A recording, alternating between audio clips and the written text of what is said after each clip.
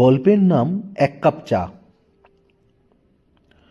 প্রতিদিন সকাল 7টায় অফিস যাওয়ার পথে রাহুল একটাই দোকানে থামতো।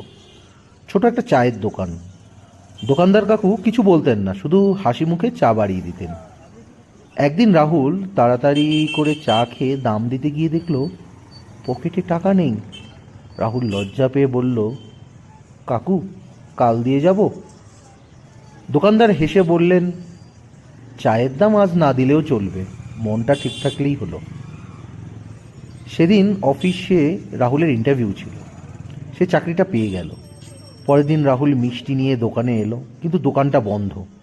পাশের একজন বলল, উনি আর নেই, গতকাল রাতেই। রাহুল চুপ করে দাঁড়িয়ে থাকলো।